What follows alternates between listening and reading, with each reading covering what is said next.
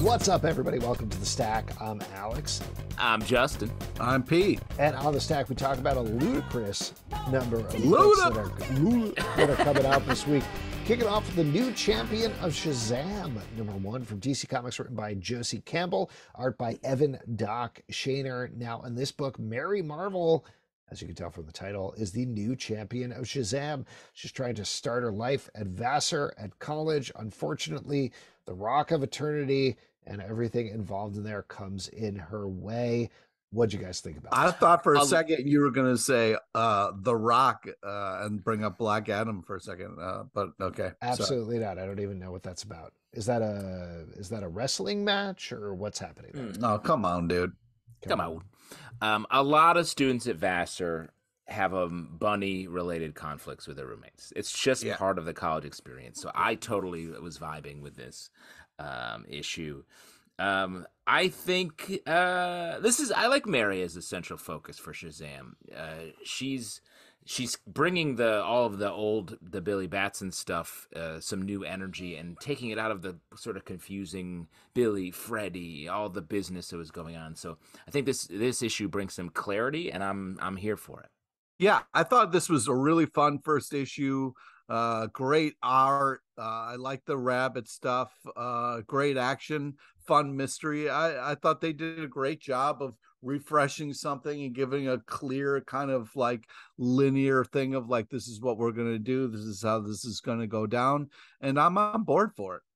Yeah, I really like this as well. Two things in particular that I liked about this. One, Evan Doc Shaner's art, which is always so amazing. Good. Just and perfect for the Marvel family as well. He just has this clean, earnest, forever quality to it. Like Ernest Saves Christmas. I got you. Yeah, exactly. That's exactly what I'm talking about. And the other thing that I thought was surprising is it's set at college. You know, we usually get the sort of reset where like, I'm at a new high school and I'm a high school student. So bringing Mary Marvel into college gives it a very different flavor. And I think it's fun the way they write their character. The bunny is very fun as well. I just had a blast reading this book and I hope people check it out. I really thought it was interesting that it was Vassar and not like Metropolis University or like Opal City College for whatever. Like I was surprised that they went with like a very specific real world school. Yeah, but I'm excited to read this. I thought this was a great first issue. Let's move to another first issue. I'm very excited to hear what Pete thinks about Golden Rage, #1. Oh, yeah. Written by Chrissy Williams, art by Lauren Knight. The pitch here is what if Hunger Games, but with grandmas. I think it's a little more complicated than that, though, as initially we looked at. Pete, you're a fan of badass grandmas. What did you think about this issue? Yeah, and I'm glad it was more than that. I first off, it really starts at a cool, interesting place here. You've got some amazing art, some creepy ass covers, but man, very interesting, very kind of cool start, and you kind of get this kind of like badass, you know, kind of Arnold Schwarzenegger-esque grandma, kind of like at the start of this thing. I think they do a great job of setting up this insane world and then giving you enough to like to kind of check out more. But art is really great, very high tension and action. This is fun. Yeah, I came into this book thinking it was going to be Golden Girls Fight Club. Yeah. And it is not that. There's like a lot of larger underpinnings to the story. Feels like it's more of a post-apocalyptic or like societal change take, as opposed to just Rose fighting everyone, I guess. Blanche probably has a mean right hook, I would think. So I thought this was a fun surprise. I'm glad to hear that, Pete, that you liked it. This felt like it's right up your Golden Girl alley. Yes, I agree with what you guys are saying. The big takeaway that I had is, yeah, like you, Justin, I was expecting more just like funny old ladies fighting each other, but I think the vibe they're going for here, and it's early going because they're sort of slow playing the mysteries, is they're much more going for like a bitch planet type thing happening here. Yes, great comparison. Thank you. And I'm excited to see how they expand that outwards. There's just a little bit of introduction here that I won't necessarily spoil in terms of what's going on, but definitely worth checking out. Next up, two titles that I think we could talk about together, Sword of Azrael, Dark Knight of the Soul, #1 from DC Comics, written by Dan Waters, art by Nikola Čižmešija, and Sword of Azrael, #1 from DC Comics, written and drawn by the same team. So that's the order you need to read them in. Dark Knight of the Soul takes place in Gotham, and then we got Jean-Paul Valley is now in a, I don't know, is it called a convent? I guess I would say a monastery. Monastery, there you go. He's in a monastery, and then he gets pulled back in for one last job. But Justin, one last I feel like, monk. Yes, Justin, I feel like you're correct me if I'm wrong. You're a big Azrael fan. You like those sort of '90s type character? No, I don't think so. Not particularly. But I will say I did really like this, and one thing I really liked about it, because part of the whole Azrael as a character, it feels like it's just a surface take on religion or faith, and it's like about this character, like, oh, he's crazy, and because he's killing people because he believes this thing. And what I liked about both these books, especially the Dark Knight of the Soul one, is it was a very like internal, like really straight-faced take on what it means to be faithful and what it means to have these deep beliefs, especially for someone who has also been trained, almost like indoctrinated in a way, and connected that faith with violence, and to see this character sort of breaking that connection very actively and learning something and sort of re-examining their faith and what they are as a person.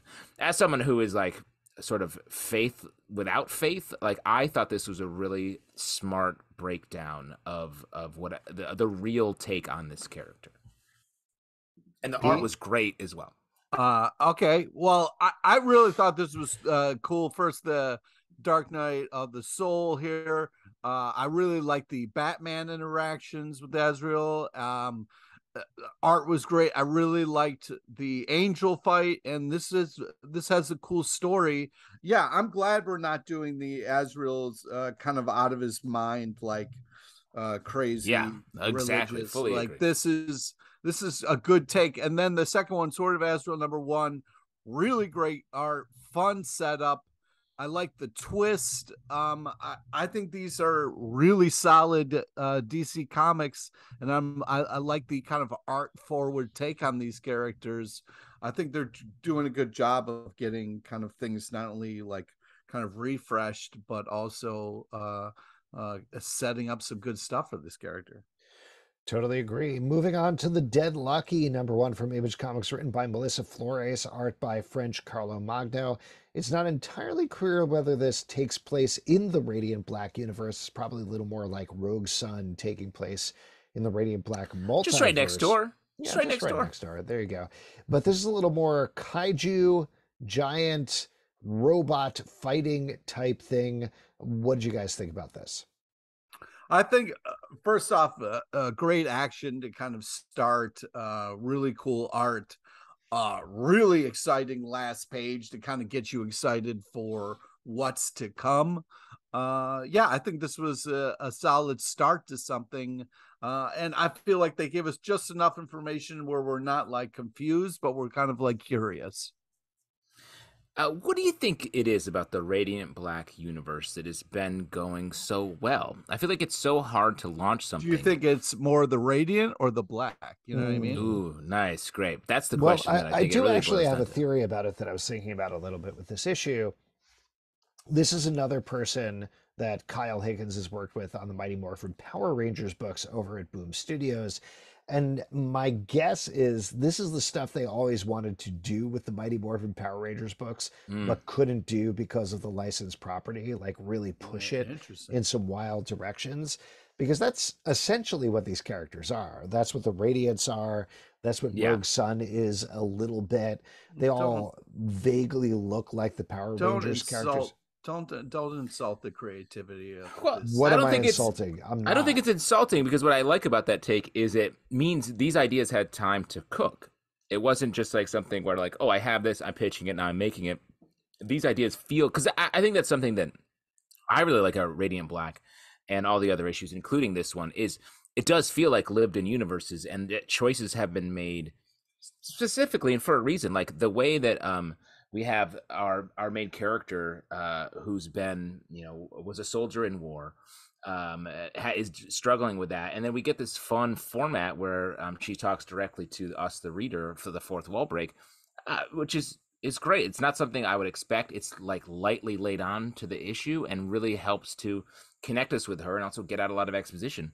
It just feels like these are really well thought out comics. What I mean by the insulting thing is the Mighty Morphin Power Rangers was such a stylized kind of like very specific thing, and the Radiant Black universe we don't quite know yet, and isn't kind of like, I don't want it to feel like it's that kind of gimmick or that kind of like toy forward thing. Like, we're getting a lot of interesting stories that I don't want to undercut the kind of like Power Rangers of it. I don't think it's undercutting at all, and I think the Boom Studios Mighty Morphin Power Rangers books have been surprisingly good and deep and done some interesting stuff with the characters, but you're still constrained by whatever the mythology is that has been set up by Mighty Morphin Power Rangers. Here, they're allowed to go in whatever directions they want, and I think that's very cool. What do you think it's about the Mighty Morphin Power Rangers? Is it they're mighty, the Morphin? What do you think? Power. The power. For me, it's the ranging. Like the New York Rangers. Yeah, I love that too. That's my favorite sports team, and also Park Rangers. Love those. Oh yes, 100%. Yeah, I love Park Rangers, and they truly Park Rangers were the original Mighty Morphin. Black Adam, the Justice Society Files, Cyclone #1 from DC Comics, written by Cavan Scott and Bryan Q. Miller, art by Maria Laura Sanapo and Marco Santucci. In this issue, we are again getting a prequel to the Black Adam movie, this time focusing on the character of Cyclone, who is a young character who idolizes the Justice Society and has powers of her own. I'll say, first of all, I love the Cyclone character, so it's always great to see her. But similar to what we were talking about, actually, with the Radiant Black stuff, I think this is really punching above its weight in terms of what a tie-in comic has to be. And I'd throw that out to Cavan Scott and the rest of the team. This is a really good one-shot issue focusing on Cyclone, and I was very pleased to read it. Yeah, it feels very tie-in-y in a way that I was like, oh, I don't know if I'm going to enjoy this. But one thing that I really did like about it was the way that Cyclone is such a fan of Hawkman, and the way they really play that. They play that so openly. Like the most superhero books, it's like, oh, I've loved Hawkman for so long, and then it's sort of a throwaway. This, we get to see Cyclone say it, experience it. We see it. She messes up. Then she sees him again. Like it felt more realistic to what actual being a fan is, and so I wanted to give it that credit in that point. Yeah, I really like this. I love both the stories. Great art, great action. Love the kind of like last panel line that we kind of get in the second one, that really raises the kind of the tension and the stakes. I was really impressed with this.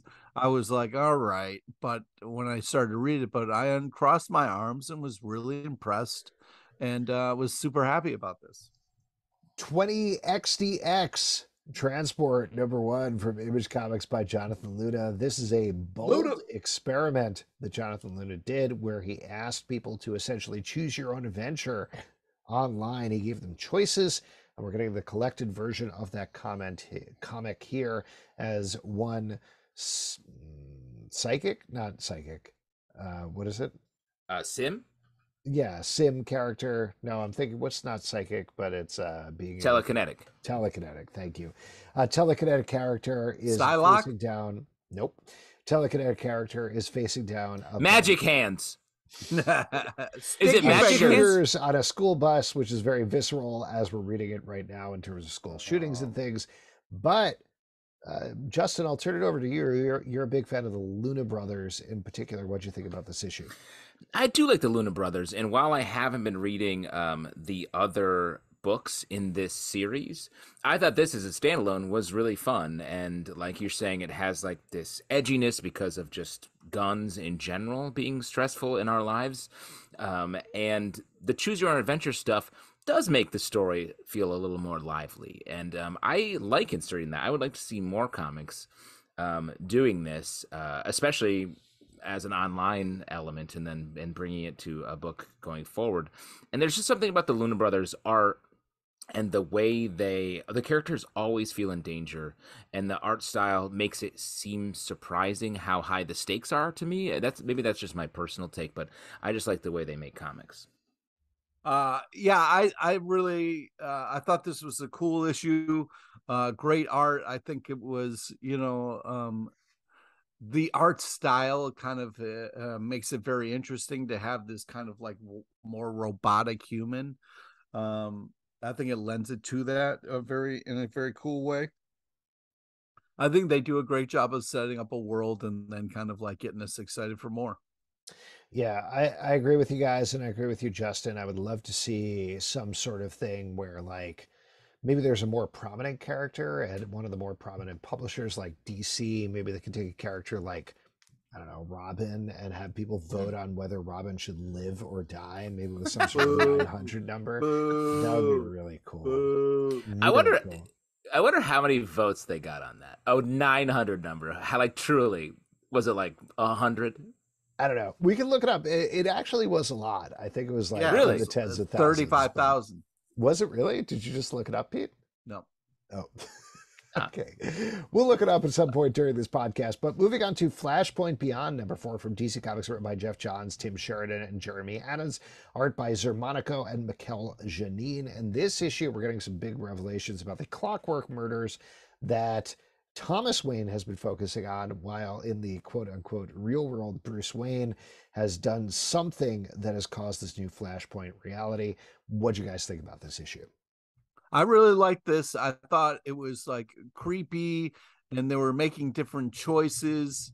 Like the Two-Face thing was really interesting. It was weird. Like they really play with your emotions with this Flashpoint stuff. Like having Penguin in the Wayne house was really fucking creepy. So I enjoy the kind of mix them up, playing with the emotions that they're doing here. Yeah, this comic has actually grown on me a bit. I feel like I'm settling into the voice of the Wayne Batman, the Thomas Wayne Batman here, and I do want to see more from this character. I'm curious where we're gonna go. This young kid who goes out to be a Robin, and he can do some great jump kicks.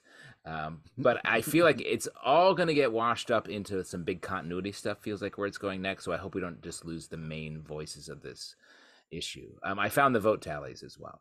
I did as well, but go ahead, Justin. Oh, sorry. Look at us Googling. 10,614 votes. 5,343 voted for Jason Todd's death. 5,271 his survival. So these people, 72 votes separated that. These people called and paid money on a 1-900 number to be like, kill this child, Garrett. That's wild. Do you think all those 5,000 child murder was okay? I believe, right? Yeah, it was just more fictional. You think these 5,343 people are pissed that Jason Todd is back in the DC universe? I wish my money, man. Let's move on and talk about Survival Street, #1 from Dark Horse Comics, written by James Asmus and Jim Festante, two good friends of the show. Art by Ably Kusinov, a future friend of the show, but we don't know them yet. This is about very presumptuous a future world where corporations have taken over, and the only people fighting against them aren't people at all. They're actually puppets, a la Sesame Street, who have gone very dark. They're trying to take back and they're trying to take things back. What'd you guys think about this book? This is very creative and fun. I love this idea of like, as a kid, I looked up to the Sesame Street characters as the heroes, the people. Who'd you look up to? The people who speak for the people. You know what I mean? So Oscar, right? Oscar, of course. Snuffleupagus. That guy's famously a grouch. The count, wait, hold on. Before you keep plowing through, because you don't want to talk about this, the people you looked up to the most are Oscar, Snuffleupagus, and the count.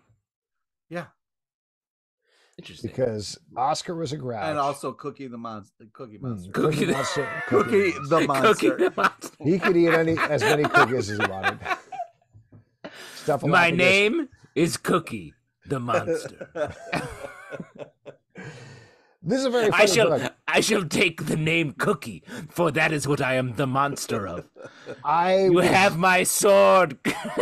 Despite the cover and despite the title, I was not expecting the puppet twist here. Very surprising to me, but I liked how they worked it, and I think it's fun and creative and weird, and I'm curious to see where it goes going forward.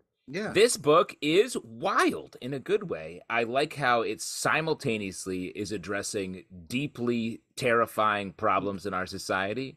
And it feels like every issue is going to tackle different things that are making all of us, particularly perhaps the writers of this book, stressed, but also tackling it in a way where we get to see Muppety puppets shooting bazookas and getting shot at. It's a wild sort of high-low mix of great dark action and puppets with googly eyes. There you go. Stillwater, number 14 from Image Comics, written by Chip Zdarsky, art by Ramon K. Perez. In this issue, big moves for this series as the town of Stillwater essentially annexes the neighboring town of Coldwater, expanding their borders and expanding the immortal people living inside of those borders. I love the big moves going on here. I feel like we say this every month, but this started with such a simple concept. We didn't know how it was going to continue, and they've made it continue and expanded it in a big way over the course of 14 issues. I'm excited to see how this goes going forward. Yeah, You go. It has this kind of like, when Walking Dead first started, you were kind of like, all right, but what else are they going to do? How long can they keep this up? And in a similar way, I'm impressed with the choices that are being made, where the characters are being kind of pushed, and the stuff that actually goes down in these issues. So it's really impressive, the writing and the art that is kind of leading the twists and turns in this creepy town. What I think is so wild about this comic is it started and it felt like we had a main character, and it feels like it just shifted off and sort of absorbed the whole town. And actually, I guess the first interaction was really between the main character and a boy, and now we're in a full part of the story where the boy is the main character in a good way. But yeah, I really love Chip Zdarsky is really good at finding like great little moments that really pop, little scenes where these characters come together. And the mayor of Stillwater talking to the woman at the diner, I thought was just such a great crystallized moment that not only commented on the story, but about like why we as humans do anything, which I think is what you want a comic to do in any capacity. Batman Killing Time, number 6 from DC Comics, written by Tom King, art by David Marquez, is the final issue of this book. The villain has been revealed, who is Clock King. He has been manipulating things the whole time, and here we kind of get some answers about what has been going on as everything wraps up. What'd you think about this issue as well as the series as a whole?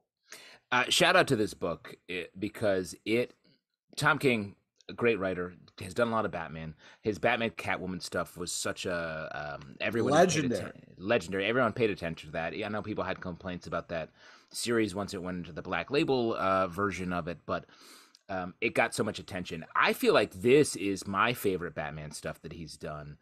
Even though Batman is less of a focus, we're sort of not in his head really at all. He's just sort of a chess piece that's being moved around. But the way that the switcheroo this book did, where they had like a formatted thing where we were jumping around different times, and then suddenly we realized at during the last issue that we're actually been inside Clock King's head the whole time, was just some of the best sleight of hand that I've seen a comic do in so long. Something where we were like, of course it's Clock King. It's literally what Clock King does is talk about time constantly. And that book did it for 4 issues and then showed us that it was him. Like, great. And I loved the sort of philosophy on time where we end up here, which feels like it's counter what Clock King represents, but really it really hit me, this book. And it was one of the rare comics that I feel like built cleanly to a great climax in the final issue. Huh. Wow. What a comment. Well, I don't want, I love Tom King. I love a lot of his stuff. And all right, well, first let me start with the positives here. Bananas DC art, like just really cool, kind of classic DC kind of cool style stuff here. To me, it was a lot of talky and not enough action. And I didn't like the talky. And then it was just like spoilers, but like Batman just elbows clocking and that's it. And like, go fuck yourself. I want more out of a comic when it comes to a climax of a Batman kind of like getting the bad guy. Like it was just, it was anticlimactic. And when hearing Justin talk about it, I was like, oh, it was done in a smart way. That's cool. And for Justin, but for me, I was like, well, no. Please more. I really like a lot of the stuff that he's done, and I will read anything that he does, but I felt like this tried to outsmart me more than I wanted to be outsmarted. Ooh.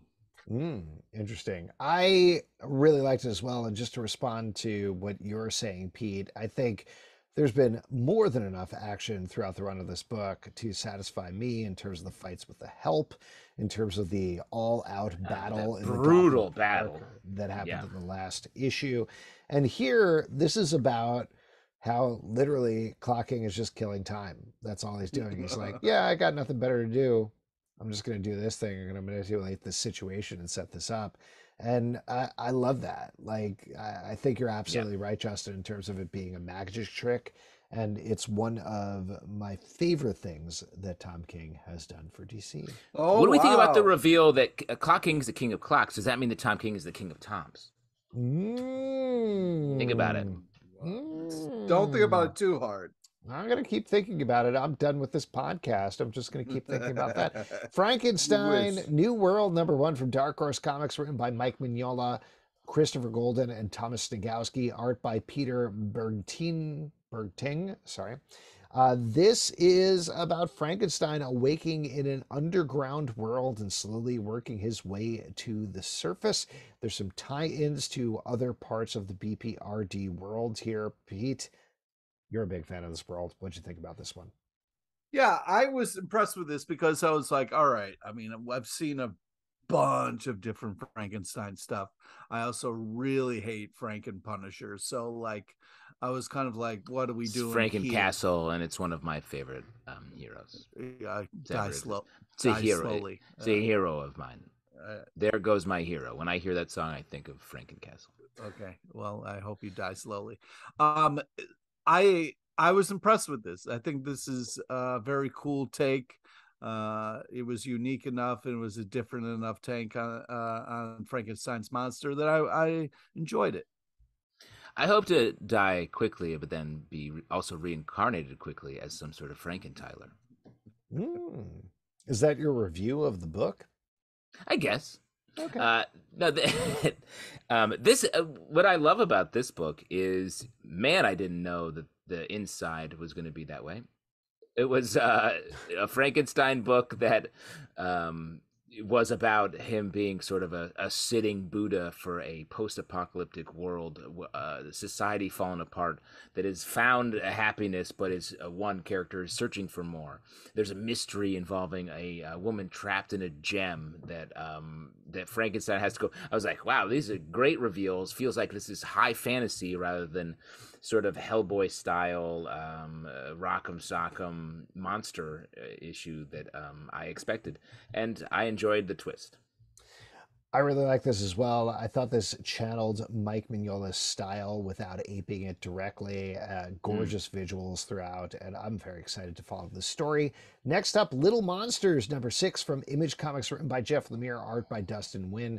In this issue, our little monsters are dealing with the ramifications of one of them dying, as well as the fact that there are a bunch of humans in the world, and it is delicious to suck their blood. Pete, you love this issue. Talk about this.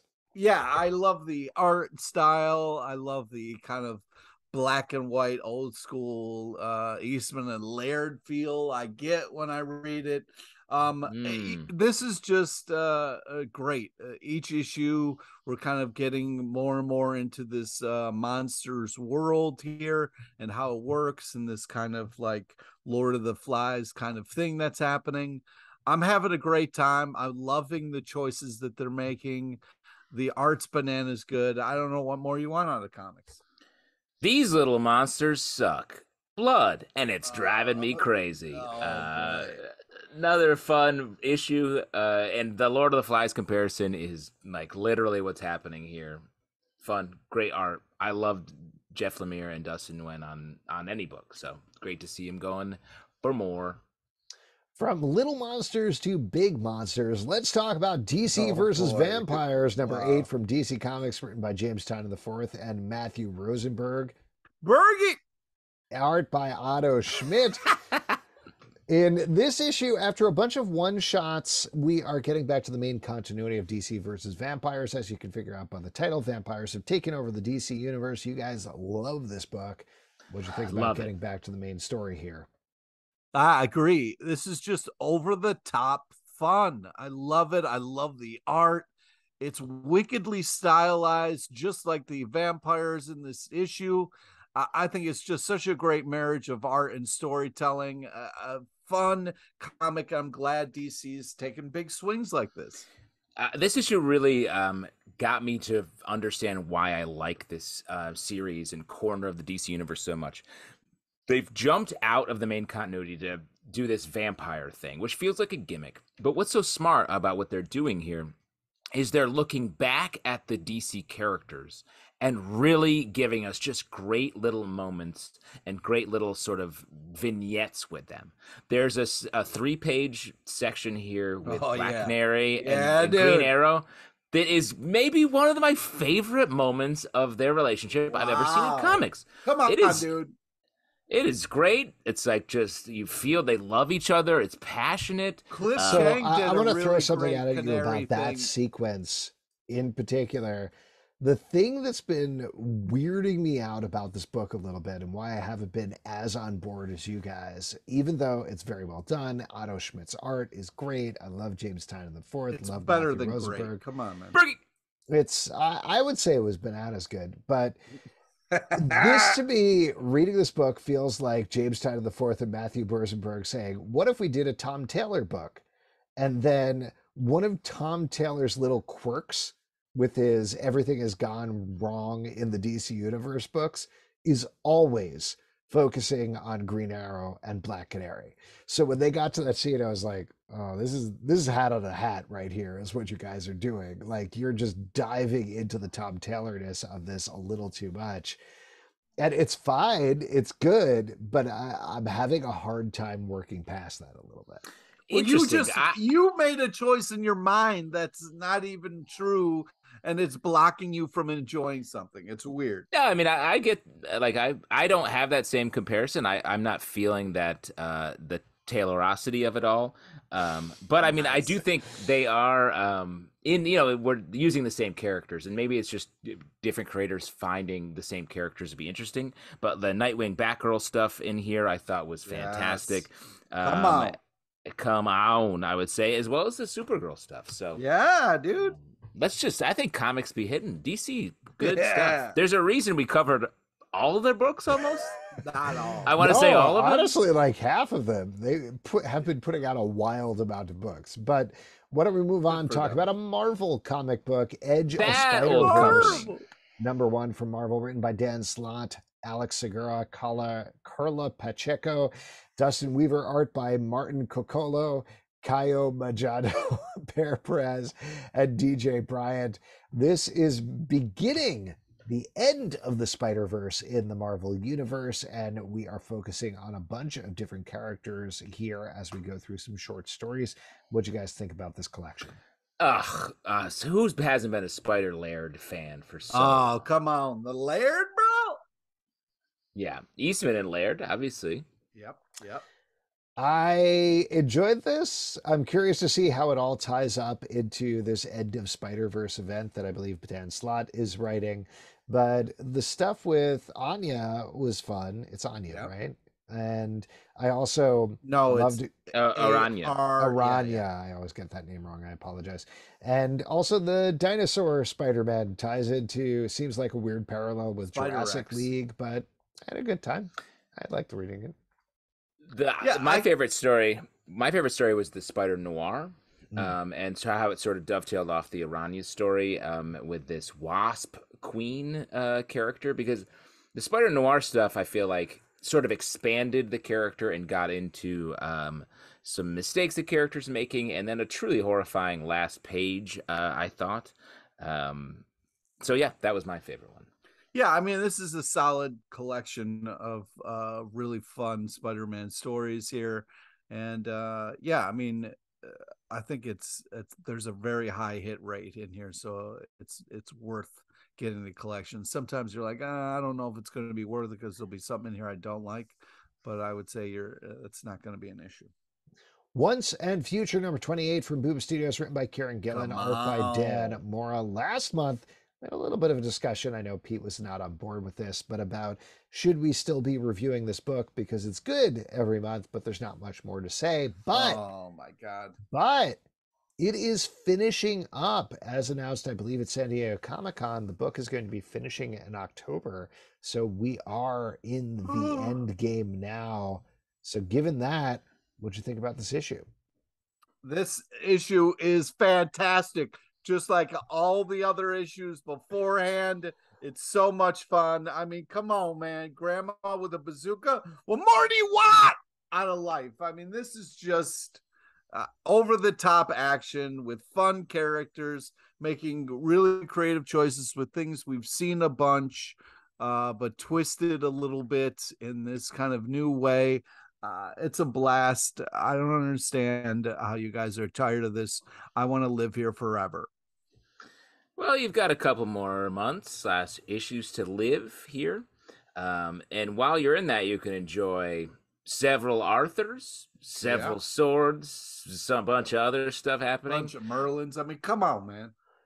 And I appreciate they are getting into a little bit more of like emotional underpinnings to some of these characters. For me, though, I just feel like I've just lost the thread, the emotional thread of these characters. Like our main characters, Grandma, the guy, and the lady. I'm like, I don't know who they are. I don't know what their deal is. I just know they're stressed out and they're trying to figure this out. And it's like stories about stories. It just feels like it lost a center a while ago. And we're still reading it. And I still like I want to know what happens. But I just feel like I don't know what it's like it's like running through a museum, this book. Oh my God. Dan Mora's art, I will mention, fantastic. Truly great. Unbelievable. The art's unbelievable. And I don't know what more character development you need than, in the worst of the times, there's still a grandma with a bazooka living her best life. I mean, it gives you hope that, in this dark, crazy world, you can still have some fun, man. What a great time for you. 2 killer grandma books in one stack. Pretty amazing. Man, your letter writing campaign is crushing it, Pete. Yeah. Let's move on to maybe the most stressful book on the stands today, The Closet, number 3 from Image Comics, written by James Todd IV, art by Gavin Fullerton. In this issue, our dad finishes his road trip across the country with his kid, who is being tortured by some sort of being in a closet, and he just doesn't see it happening. In this issue specifically, he has a conversation with a guy in a parking lot, and then a conversation with his wife when they finally reunite. Oh my God. I am so stressed out reading this book. This guy is purposefully so grating and so terrible and so horrible father, but beautifully written for that. Yes, because I love this comic. I think this is, James Tynion, like, it's hard to find a miss with him in the last few years. Crushing it so hard. This is a standout. He's so good. This is a standout for me from all of his work, though, because he's created this character that is so, like, he's bad. He doesn't do good things, but it's such on small, like, he makes normal mistakes. He makes mistakes that people are making all around the country and world, right now. He's just being sort of a general selfish, unthinking piece dick. of shit.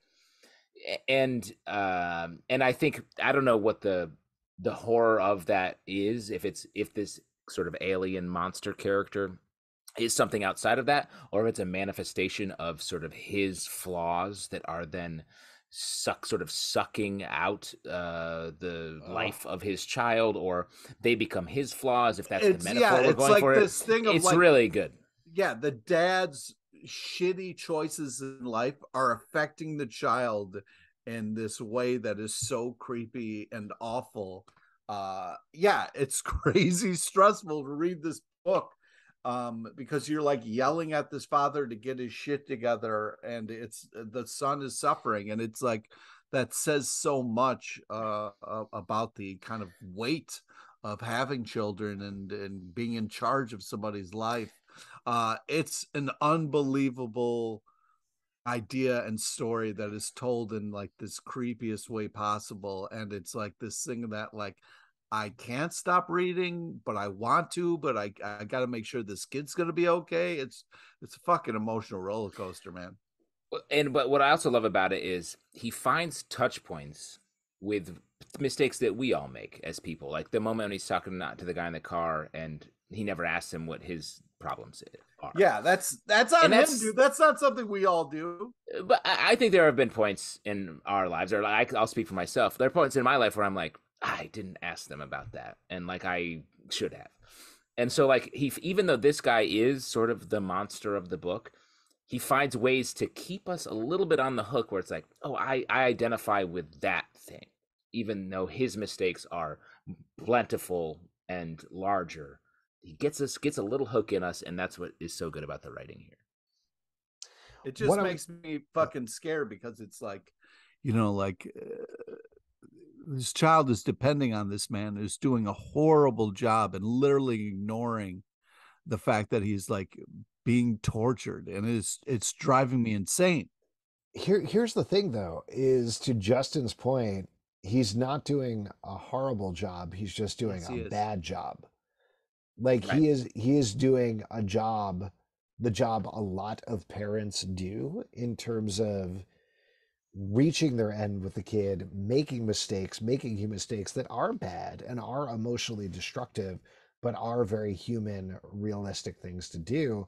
They just have these supernatural consequences that he doesn't really know about. And I think in particular through Gavin Fullerton's art, which has this almost still quality, it feels to me, particularly with the monster, that it's almost like frames of a film that are kind of like snapping through, great stuff. This book is so good. We're only 3 issues in, so definitely go back and pick it up, because it's terrifying, it's stressful, but incredible. I don't know, man. Like, I can't recommend this book until we see like a little bit of light at the end of the fucking tunnel, because right now it's like, this fucking poor kid. I don't know if he's maybe not. Maybe you don't get a light. Is there any other like writer that we're reviewing in this stack that might have a book where there's no light at the end of the tunnel for his characters? Pete? Stay tuned, I guess. Aquaman Andromeda, book 2 from DC Comics, written by Ram V, art by Christian Ward. We talked about the last issue of this book, but this is essentially The Abyss, but with Aquaman and Black Manta. I'll tell you what, I was a little critical of the first issue of this book, because I felt like the DC Comics Aquaman and Black Manta stuff sort of came out of left field and didn't work with the much more interesting science under the water thing. I thought it was perfectly integrated this issue. Loved how it played out. It's weird. It's interesting. It's gorgeously drawn by Christian Ward. Love this issue. Yeah, the stylized art that this book puts out is just really impressive. It's this kind of cool vibe. It's such a beautiful book, man. It's a quality package of writing and art here that is impressive to be seen tackled in this underwater world. I think it lends to a lot of cool ideas that they capitalize on and have fun with, and it's impressive. I mean, this is really cool art that they're putting out. The art is fantastic, and I think I agree with you, Alex. Like, the Aqua and Black Manta stuff felt like it was going to overshadow the Abyss side of it, And I think they really leaned into that in this issue, and we sort of get a real look at the monster here. I also love, though, it's sort of a little bit of the flip of the Abyss, and I won't spoil much by saying that it's not that this ship came from outer space, it's something else, and I really like that sort of turn on it. Demon Wars, the Iron Samurai #1 from Marvel by Peach Momoko. This is another in the series of issues that recast the Marvel Universe through the lens of Peach Momoko's art and writing. As usual, this is really cool. It's just gorgeous to look at. Pete, I know you've been a fan of these. What'd you think about this one? Yeah, I mean, saying that the art is gorgeous is underselling it. This is just a dream. You gotta sell it. You gotta sell this. This is such a cool dreamscape of just art and an anime style in this way that is captured here on these panels. That is, it's breathtaking. It's impressive. It says things without words. That is just so cool and powerful. And you're immediately on the side of this kid as she's going through all this stuff, and then it's finally kind of made more clear in such a cool, beautiful way. The use of color and black and white in here, I just unbelievable storytelling. It's just so amazingly well done and so creative. The part where there is just like a doorway that has color with this black kind of background is such a impressive thing come to life that your imagination is just, it kind of explodes onto the page in this. And I can't say enough amazing things about this art. The art is really cool. After a while, I was like, oh, this is a Marvel book. Because when I saw the sort of Black Panther character, I was like, oh, right. Because I think you really get lost in it. And I feels like the Marvel Universe is maybe a distant inspiration for this, as opposed to some sort of like larger point that's being made. So I appreciate it is sort of a good dream. Yeah, that's what I'm saying. It has like a dream. Careful, I know this is personal for you. It sort of has that little bit of dream connection to Marvel. Twig, #4 from Image Comics, written by Scotty Young, art by Kyle Strahm. In this issue, our main character, Twig, tries to grapple with the idea of freeing somebody who might be absolutely terrible for the future of the world, but it leads to some big decisions and some big changes. As usual, though I love this world, the standout for me is Kyle Strahm's art. Every single image is wild and crazy and amazing to look at. Loving, just at the very least, looking at this book so far. What about you guys? Yeah, it's really impressive how amazing this art is, because it's written by an unbelievable artist himself. And I thought that I would be like, man, I would be so much cooler if Scotty Young was doing this. But you get so lost in this world that you don't think that, which is really impressive. I also really love the choices that the main character is making here. Like, he's struggling with, killing this beast to kind of save the world. And it's as interesting what happens and how this all goes down. I love the adventure that we're kind of on with this. This is so much bigger than just kind of like a tripped out, adorable little character making little decisions. It's a lot bigger than that. And it's impressive that it's able to capture all that. Sorry, there's a plane going by Justin's head here, so sorry, I'm on the tarmac. Yeah, I moonlight as air traffic control, so I just gotta land the plane, literally, not figuratively. Yeah, well, cool. But yeah, I think it's really impressive what is being done in this book. A little bit more wordy in this issue, which not normally I'm a fan of, but I'm still not your favorite. Don't like words. Still loving every single issue of this. It's so I'm just really trying to bring your review in for a landing as well on that. Great. I agree. I feel like the touchstones we talk about, Dark Crystal, Fraggle Rock, Never Ending Story, just continue to hit those. I tried to show my kids The Secret of Nim over the weekend. Too scary. I loved it when I was a kid. Don't do that. Yeah. Dark Crystal? I can't Too soon. show them the Dark Crystal. You definitely can't show them Secret of Nim. Traumatized. I loved The Secret Invasion. Sure. Still do. Upsetting. Very upsetting. That makes a lot of sense. Watch that movie and read. Start with like Fern Gully, bro. Don't fucking go with Secret. I don't know. I'm not in for Fern. I didn't watch Fern Gully.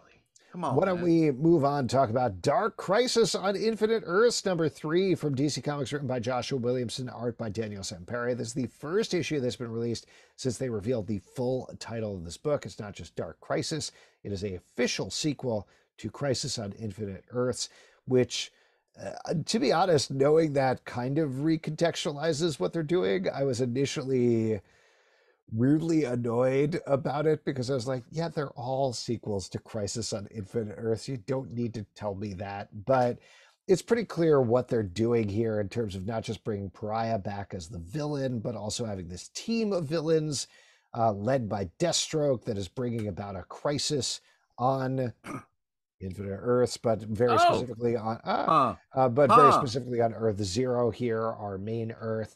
And I feel like we are on the cusp of finally getting to it in this issue, which I appreciated. Well, and here's my take based on what we saw here. Good. When you start talking, I'm just going to make loud noises in the background here. So it won't I definitely I had that plane fly over. Focus. I had that plane fly over when you were talking. Yeah. Wow. I'm feeling a little spicy, Pete, for this Tuesday. I mean, whenever we're recording this. Keep up the artifice. What I was saying was that it feels like the Justice League's death hangs over this whole show. This whole, not our show, but the show of the DC universe. And I feel like what we get here tipped when we have Hal Jordan going into this, the Sector John Stewart, we're going to get worlds centered around each of the Justice League members, and it's going to be about sort of rescuing them and bringing them back from their whatever worlds they're on. And that's the sort of crisis they have to deal with, is pulling these heroes back so they can save the day, because things aren't going well for them outside of that. That was my takeaway and sort of prediction on it. And I agree with you. Like, it feels like we're just about to flip into the main action, but not quite yet. I think this is a fun, exciting book. I'm impressed with the kind of classic DC art that we're getting here. I think it's the story's moving forward enough here where I feel like it's really building towards something that feels cool. It doesn't, like I was like, yeah, let's kill off all the Green Lanterns. I think this is a good idea. But I'm excited to read more. I'm really getting into it as the issues are kind of mounting up here. So I'm getting more and more into what's happening here. The counterpoints of the brightness of the Justice Society full page reveal and the final page with what is revealed there, I thought was really cool. One last thing that I'll say about this that I was really struck by this issue in particular, and I think this is an impossible thing to do in the modern age of comics, but as you listeners may have noticed, and I think Justin and Pete, you've certainly noticed, we've talked about a couple of DC comic books here, right? Indeed. Over the course that were released this week. Literally none of them, except for, weirdly, Flashpoint Beyond, have touched on Dark Crisis on Infinite Earths in any way. Reading this issue, I was like, this would be so much more impactful if it was a line-wide event. Like, and again, I don't think that this sort of thing is probably possible to do in modern comic book publishing, but if they really took all of DC Comics and they're like, this is the thing we're focusing on. Everybody is scared of Deathstroke and his team of villains coming for us. Everybody is mourning the Justice League. Everybody is reacting to this versus these different spin-off miniseries that you don't have to read to enjoy the main event, which, again, I understand is part of modern publishing and probably makes more business sense. That sort of thing made it feel bigger and made it feel more impactful, and I miss that, is I guess what I'm getting at. I agree, because I agree with you on both sides. Like, it's not something people will do anymore because it's just too disruptive. When it used to be about the disruption, and now they're like, oh wait, we can just do more and not disrupt anything and still sell all these extra books.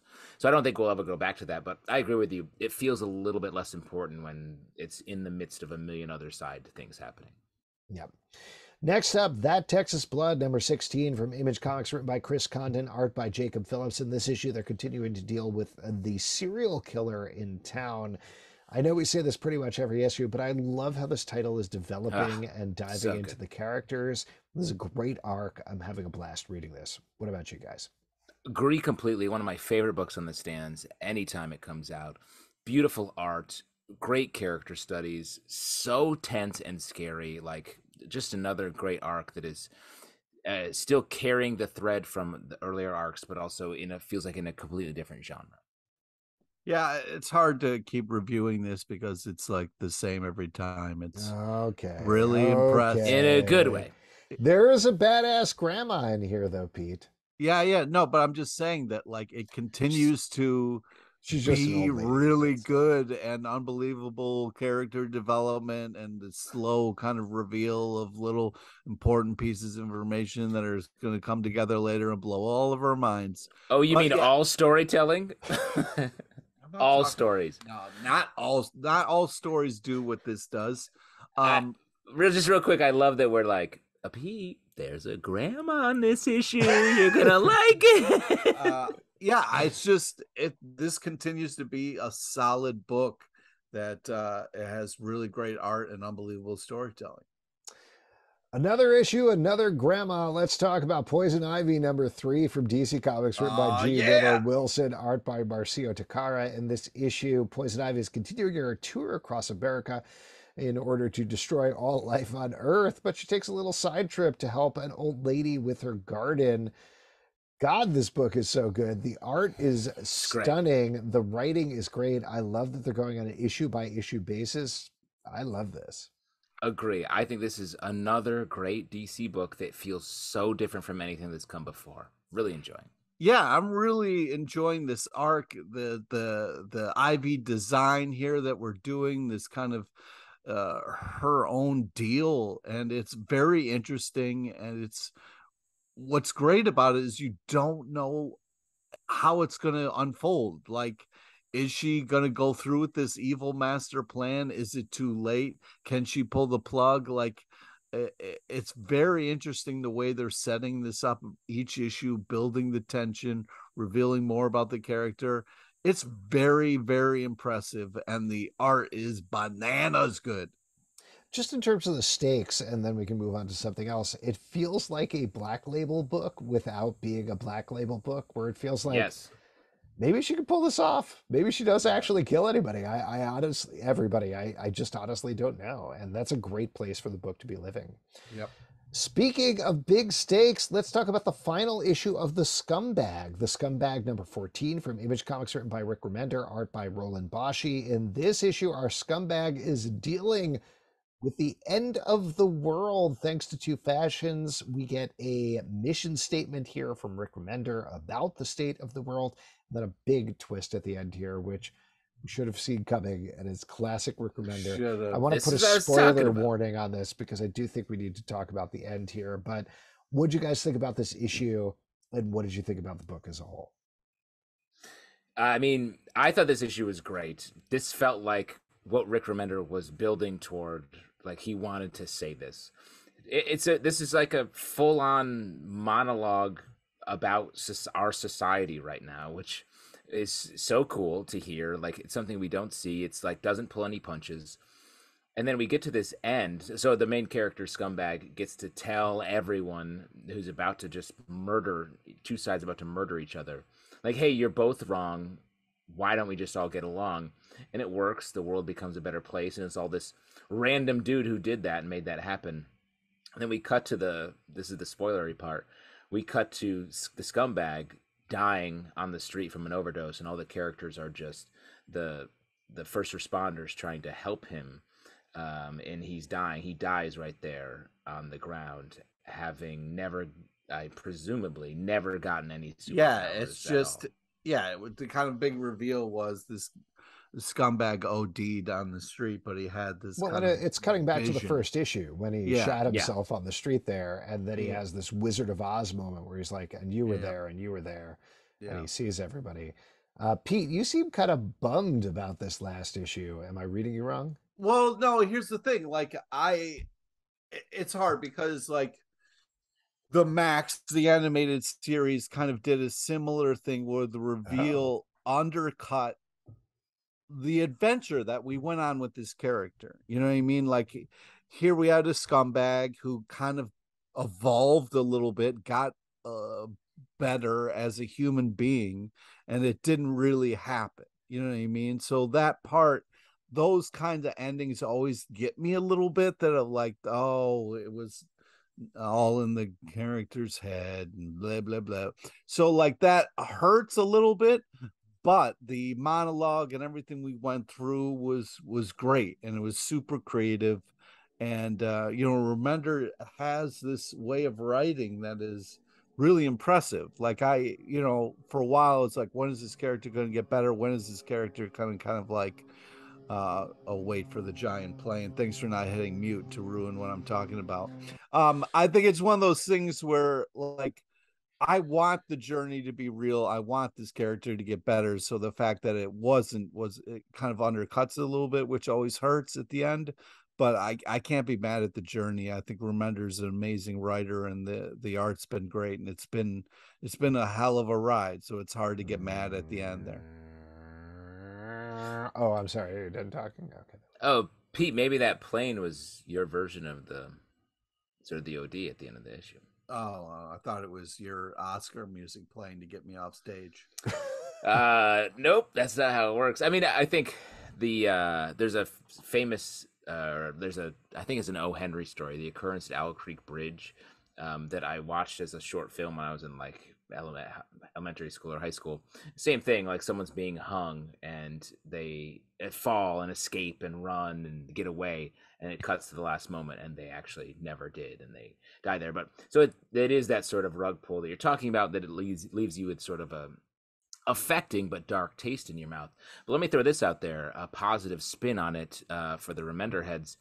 What if the idea here is like, even the lowest person, someone who was a true scumbag, has the capacity for this level of change, to see a society and be like, we can all be better. And this person who was, you know, shit himself and then OD'd on the street, and even he is like, we need to make this world better.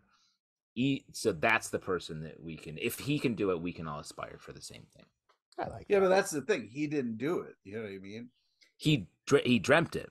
Yeah, it happened in his head. So if it can happen, he has a capacity. It can happen in his head. It can happen to anyone's head.